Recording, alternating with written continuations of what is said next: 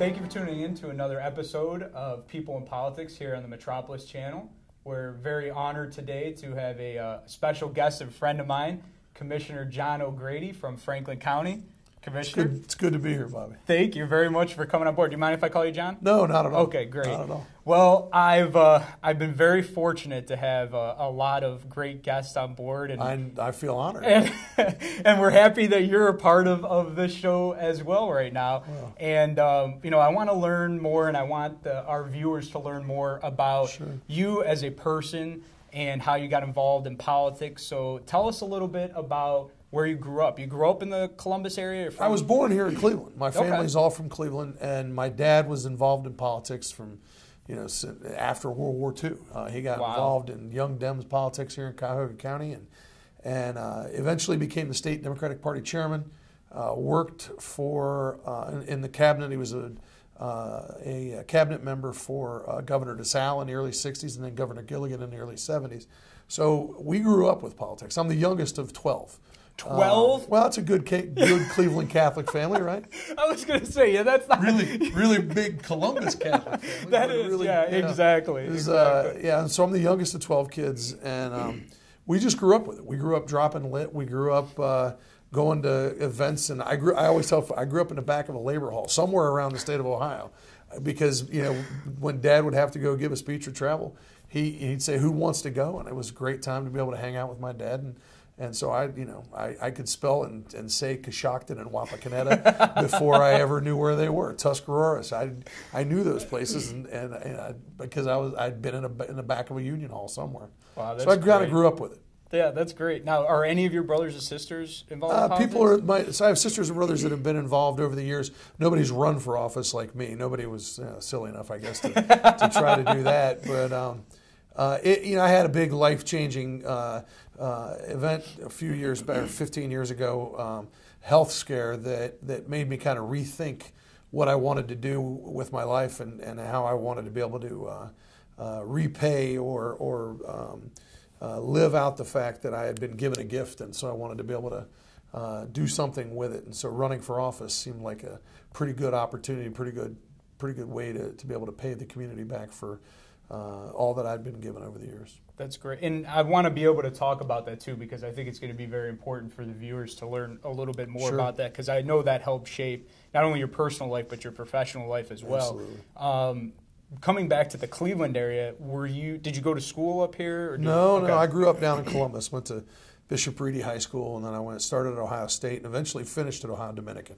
Good. So I've been in Columbus I'm 50, I've been in Columbus for literally 49 years. Okay. But we have a lot of family up here, aunts and uncles and cousins. I grew up in Cleveland. Of course you Coming to Cleveland all the time.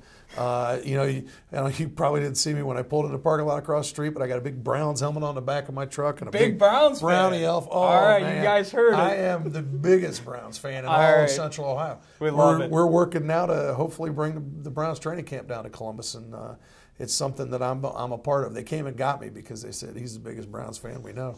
What about my alma mater from St. Ignatius, Brian Hoyer? I mean, he's doing great. No interceptions in how many games? Yeah, he's doing a good job. Hey, look, I was excited about Johnny Manziel, not because of what I think he can do on the field, but just because he's fun, man. He brings excitement to the game. I don't care if he ever sees the field, though. I want Hoyer to keep playing the way he's been playing. He's doing a really good job. Yes, he is. Now, are you an Indians fan? Oh, or Indians, Cavs. So you're all wow. Yeah, I got to be honest with you. We're going to see. I'm taking my son to see the Cavs play the Bulls in Columbus at the Schottenstein Center in 2 weeks. We're big Cavs fans. Brought him up here to see the Cavs last year. He's a big Kyrie Irving fan. When they got LeBron back, I said, if he's got to apologize because I think there's probably some sentiment like this up here, but this city took a lot of grief from a lot of places over 4 decades, 5 decades. And then for him to do what he did when he left, the fact that he left was a business decision. Good for him. Yeah. But the way he did it, that was bad. So when he came back and he was very apologetic and sincere about it, you know, I'm looking forward to being a fan again. Yeah. And because I haven't been a fan of his for the last few years. I've been rooting for everybody but yeah, Miami. yeah. Welcome to the club from the Cleveland area. Yeah, exactly. But he's been very contrite and very sincere about his apologies. So it'll take a little bit. I might have to work with it here a little bit, but I figured he's going to be in Columbus. We might as well go see him play. Yeah, well, that's going to be a great opportunity to go down there. Now, obviously, you're a huge sports fan. Yeah, big and your time. kids play sports too, right? Yes, How many kids do you have? I have 4 kids. Okay. So, you know, I guess it's 4. I always say 4 is today's 12. You know, my parents weren't anywhere near as involved with the kind of stuff that my wife and I get into with our kids. Sure. My daughter plays travel softball. My son goes to school on the other side of town. He goes to the Catholic, all-boys Catholic school all the way on the other side of town. He plays baseball there. In the springtime, my daughter's playing softball. She's a pitcher, and my son's playing baseball, and we're traveling all over Central Ohio for the games. And then you hit summertime, and it becomes travel time. We travel around the state, travel around the country, you know, with my daughter playing. She's a pitcher. It's a little tough to be the dad of the pitcher. You're hanging on every time she throws the ball. You're just But it's been a lot of fun, and she's pitched in Williamsburg, Virginia, and Myrtle Beach this summer, and pitched against a lot of top-level competition, and it's been a lot of fun. So she's in the process now of trying to figure out where she wants to pitch in college, and so that's been a lot of fun too. She'll be a small school pitcher. But she's talking to some coaches, and that's an enjoyable time. It's frustrating for her. I told her, hey, so welcome to adulthood. You have to make tough choices. This happens a lot the older you get. Yeah, you know? She's not liking the fact that she's loving too many schools. Well, it's funny because obviously you have a great managing of your political life, your professional life, your family life, because I've known you for a couple of years now. Yeah. We've been friends, and every time you get a chance to talk about your kids, your face light up, and you go to all the sporting events, and it's a phenomenal thing to be able to see you talk about your kids and your sporting events. There is nothing better in the world than being a dad. Yeah. I tell you, it's the most important thing I've ever done in my life. Good for you. We have a 17-year-old, a 15-year-old, an 11-year-old, and a 6-year-old. A 6-year-old was a unique. You know, when you said you want to talk about my health, so I had to have a second open heart surgery. I had 2 open heart surgeries, and I had to have a second one up here at the Cleveland Clinic. Big fan, but anyway, when I was so sick, and I knew I had to have my second open heart surgery. How long ago was that? This was in 2000. Well, I had the first open heart surgery in 1999. Okay. And I was 35 years old, and then I had to have the second one when I was in 2007, in the fall of 2007. That summer. When I was not feeling at all well, and the docs were telling me I had to have this surgery, and if I didn't, you know, things were going to be bad. And my wife wasn't feeling well. And I said, "You got to go see the doctor. You're always all over my case. Go see the doc." And so she did. And she came home, and I said, "What'd the doc say?" And she said, "The doc says I'm pregnant." And I thought, well, wait a minute, I'm dying here. I'm not. She's like, "Don't you remember?" So it's more than I should talk about. She'll kill me for having said that. But so then it was completely unplanned and unprepared, and had another long conversation with the guy upstairs after that one. Sure. Had a lot of those conversations over there. And the funny thing was I was actually running for county commissioner at the time. Wow. I had just gotten into the race to run for Franklin County Commissioner. I had been the clerk of courts in Franklin County for 8 years, and decided it was time because it was a great opportunity to be able to do more for the community and pay back with the community. And so, running for office, I have to have open heart surgery, and I'm having a baby. My wife's having a baby. The fun part about that is she was actually the star of the TV commercial. We made a TV commercial, and at the end of the TV commercial, the two of us are standing next to each other, and my wife said, "Some politicians talk about the future. My husband lives it." And they pan back, and there she is, 8.5 months pregnant. Wow! It was a classic TV commercial for all time. But, I bet. But you look healthy. You're great. You're in great shape. Everything's good. You know what? It's my life. I've had to live with this heart disease for a long time now, and my wife says, "I don't know how you do it," and people say to me, "How do you deal with all that?" You know what? It's my life. It's what I deal with every day. I wake up and you can't have a bad attitude about it. I'm here. I was given a gift. I shouldn't have made it. I survived an open heart surgery. My first one, I had what's called an ascending and descending aortic dissection. So my aorta tore from the valve all the way into my legs. People don't live through that. Never, almost never. The docs, I always call them docs. The doctors will tell you they called me the miracle man at the hospital in Tennessee when we were on our way home from vacation, and so you don't focus on the fact that you've been sick or that you get sick or that you have these problems. You focus on the fact that you've been given a gift. That I'm, for the last 15 years, I've been given a gift, and good for you. So I went and saw my priest. When you're in that situation, you're like, oh man, what do you? Yeah, you go see your priest. Sure. So I went to see my priest, and I was never a huge fan of his, but he gave me some great advice that day. He said, you know what? Maybe it's not in understanding why it happened, but just the fact that you're searching for the answer may be enough. And so I've spent the last 15 years trying to figure out how do I, I have this gift, I've been given this gift, how do I make the most of it? Yeah, and I know too, even from a kid perspective, my father had a massive heart attack. This was before I got married, so about 5 years ago. And same type of situation. He had what the doctors called the widowmaker. Yeah. And he survived it too. Wow. And even how that shaped your personal, professional life, even with the kids, I know for myself and my sister, it shapes the way that we think about life too. And it helps. It really does. It's a whole new train of thought. Every day is a gift. I remember I had this teacher would say when we'd leave, when I was at Ohio State, when we'd leave, the professor would say on Friday, he would always say, don't get hit by a beer truck this weekend.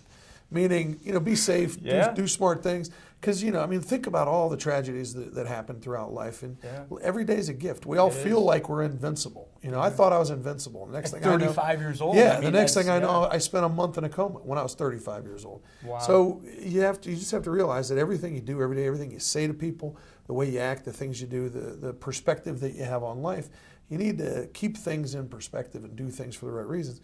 I decided I wanted to run for county commissioner for 2 reasons. I wanted to run, and I know this was more probably about policy than you ever wanted to get into. Yeah, because it shapes everything. I decided I wanted to run for 2 reasons. I have 3 kids. I was getting ready to have my 4th at the time, and I wanted to be able to help build a community that they could grow up in, and they didn't have to, and that they. And once they became adults, they could choose to stay or they could choose to go based on their hopes and dreams, not based on the fact that they didn't have any other options. Exactly. Not based on the fact that Central Ohio didn't give them what they needed. And so I thought, I could help do that as well as anybody else could.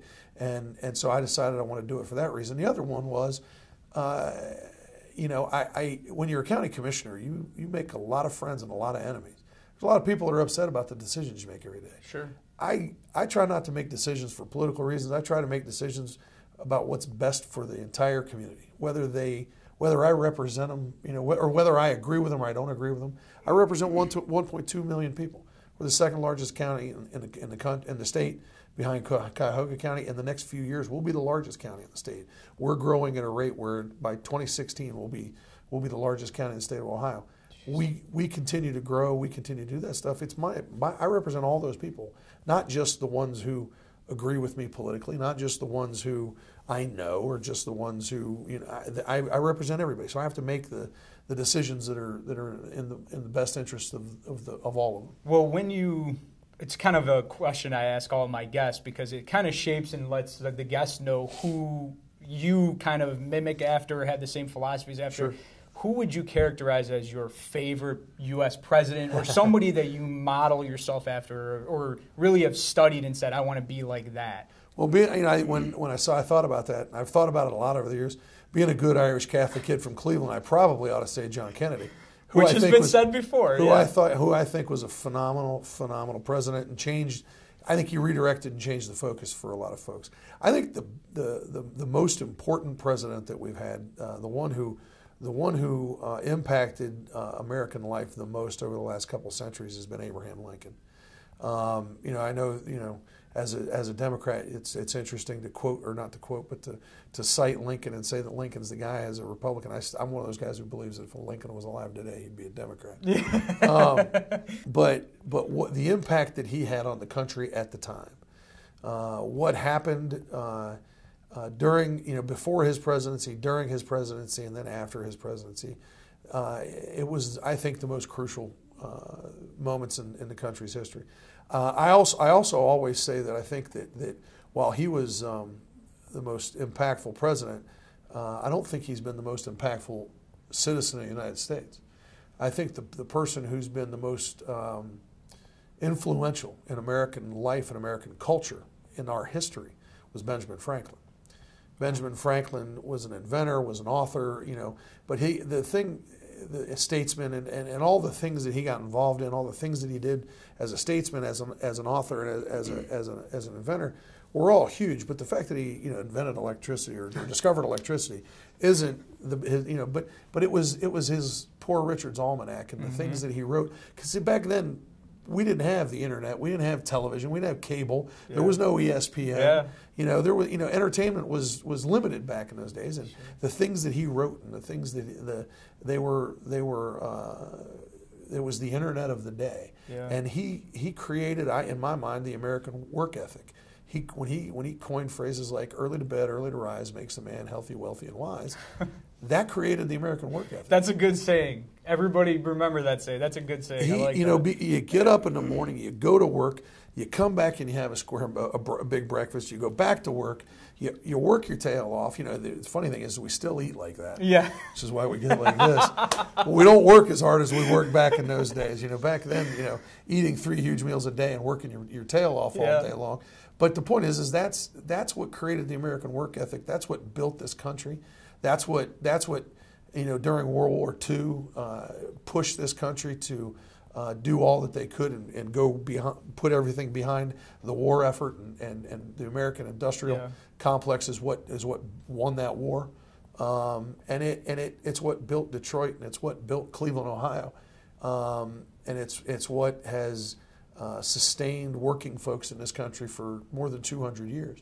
And so while he was never president of the United States, I think that his influence was greater than anybody else's. Well, and the one thing too that I want to point out, this is probably our 8th or 9th interview, and when we ask either Democrats or Republicans who their favorite president is, some Republicans pick John Kennedy. We have a Democrat picking, Abraham Lincoln, and I think that goes to show that sometimes it's not all about being Democrat or Republican. It's about supporting the best individual for different positions, and this is one of the reasons why we created People in Politics, a few months ago, was to show people out there that it's not always about the politics. It's about the person behind that, and I hope that the folks in the internet universe have had a chance to learn more about Commissioner O'Grady, and I really hope that you'll be on the show again soon. Yeah. And it's a lot of fun, Bobby. Yeah, this has been great having you on board. Thank you so much for this. We appreciate it. I'm glad to be here. And please look forward to another episode of